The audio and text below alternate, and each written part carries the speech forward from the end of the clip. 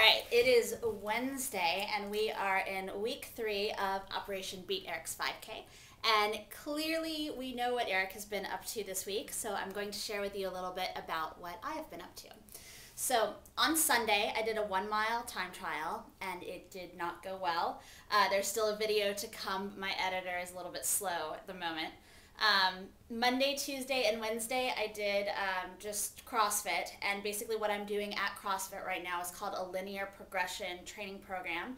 It is something that Eric is programming for his athletes, and what you do, basically the idea is you have to know what all your maxes are, and you will back off of your maxes significantly in the beginning and go 3x3, 3x5, or 5x5 depending on what the lift is, and then as you build, you would build it every single week. You would go up 5 pounds, 10 pounds, whatever you could do, so that by the end of a 6-week period, the idea is that you're going to be repping your maxes. So that's generally the beginning of class, and then we will follow that up by a mini WOD or a mini workout after that would consist of some kind of gymnastics, some type of body weight, or some type of lift.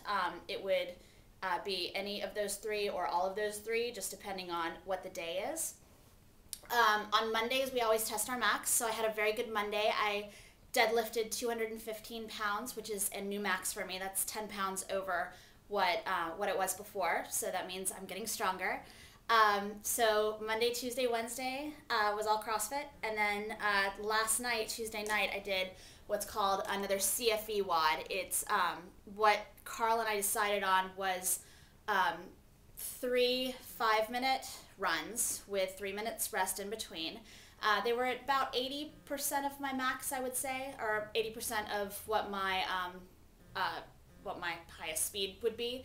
And what we were working on with that, and something that I learned when I did my time trial as well, is A, I need to work on my pacing, and B, I need to work on pulling my foot from the ground a little bit quicker when I'm running. Once I can get that going a little bit more, I'm going to have a little bit more of an advantage. I'm going to have a little more speed. So as Eric is on here trying to show how much better of a CrossFitter he is than me, which he is, I'm going to tell you why I feel like I still have a pretty good advantage. I was in class this morning, and Jeff was our coach, and he was talking a little bit about how he's seen our strongest athletes become our fastest athletes as well. And I'm kind of the exception to that rule. I've got the 3rd fastest 5K in our academy of some pretty strong runners, in terms of our females at least. And I'm not that strong, at least in comparison to them. So I feel like I have a long way to go. As much as I keep building and building and building, it's only going to make me faster. But my biggest secret weapon right now, I would say, is my nutrition. And I never really understand why athletes don't get this. That you really, in order to reach any kind of goal, you really do have to dial in your nutrition the same way that you dial in your training program. I follow something called a paleo diet. Paleo is basically anything that would have been available to you in the caveman days. It's no legumes, no wheat.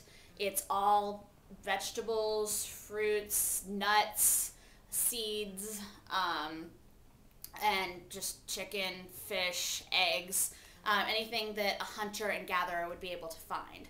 In addition to that, a lot of people follow a paleo program but don't necessarily weigh and measure. I found for me that weighing and measuring is extremely important.